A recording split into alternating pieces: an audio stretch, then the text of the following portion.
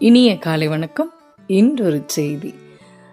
தேன் போல் இனிக்கும் சில மனிதர்கள்தான் சில நேரங்களில் தேள் போல் மாறிவிடுகிறார்கள். குடும்பம் என்பது ஒரு நதியை போன்றது. அந்த நதியை கடக்க வேண்டும் என்றால் அதற்கு ஒரு படகு தேவை. வெறும் படகை வைத்து அதில் பயணம் செய்ய முடியாது. அதற்கு ஒரு துடுப்பும் அவசியம். துடுப்பில்லாமல் படகில் பயணம் செய்ய முடியாது. வெறும் படகு மட்டும்தான் தண்ணீரில் மிதக்கும். படகுதான் கணவன், துடுப்புதான் மனைவி.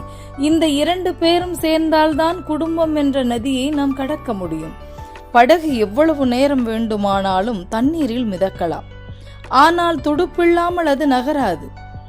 இப்போதுள்ள காலத்தில் ஒரு குடும்பத்தை நகர்த்தி கொண்டு போவது பெரும்பாலும் பெண்கள்தான்.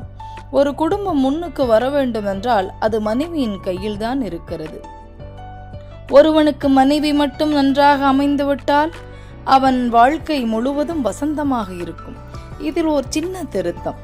நன்றாக அமைந்தாலும் கூட கணவன் அவள் நல்லவள் என்று இனம் காண தெரிய வேண்டும். அவளை அவளிடத்திற்கு மரியாதை கொடுத்து நடத்த வேண்டும். அப்போதுதான் வெற்றி கிட்டும்.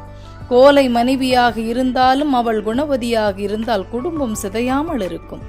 மனைவி மட்டும் சரியாக அமையவில்லை என்றால், அவளை இவர்கள் சரியாக வழிநடத்தவில்லை என்றால், அந்த கணவனின் வாழ்க்கை ஒவ்வொரு நிமிடமும் நரகத்தில் இருப்பதை போலத்தான் ஓர் உணர்வை தரும். வாழ்க்கை என்பது அழகானது. அது நம் எண்ணங்களால், நம் சிந்தனைகளால், நம் செயல்பாடுகளால் செதுக்கப்படும் போது. சரியான நேரத்தில் சரியான விஷயங்களை கையாள்கின்ற மனிதன் எப்போதும் வாழ்க்கையில் நிம்மதியை பெறுகிறான். வாழ்க்கை என்பது ஒரு சிறைச்சாலை அல்ல, அது ஒரு பரிசு. அதை பெற தகுதியானவர்களுக்கு மட்டும்தான் இந்த வாழ்க்கையை வழங்கப்பட்டுள்ளது. அதை ரசித்து மகிழ்வது நம்முடைய கடமை. அதை ரசிக்காவிட்டால் அதுவும் கூட ஒரு பாவம்தான். நீங்கள் வாழ்க்கையை அழகுபடுத்தவில்லை என்றால், அது இருந்தபடியே அப்படியே இருக்க விட்டு விட்டீர்கள் என்றால், அது உங்களுடைய பிறப்பிற்கு எதிரான ஒன்றாக இருக்கும். வாழ்வை இன்னும் கொஞ்சம் மகிழ்ச்சிகரமாக ஆக்குங்கள். சற்றே அழகானதாக, நறுமணம் மிக்கதாக மாற்றுங்கள். வாழ்க்கை ஒரு தேடலோடு இருக்க வேண்டும். ஒரு நாட்டின் பிரதமராகவோ அதிபராகவோ ஆக வேண்டும் என்ற பெரும் லட்சியத்தோடு தான் வாழ வேண்டும் என்றெல்லாம் இல்லை. நாம் யார் என்று கண்டறிந்தல், நம்முடைய கடமை என்ன என்று தெரிந்து கொள்ளுதல், நம்முடன் இருப்பவர்களிடம் எவ்வளவு கடுமையான கோபமும் மனவேதனையும் இருந்தாலும் கூட அதை காட்டாமல் பண்போடு நடந்து கொள்ளுதல்.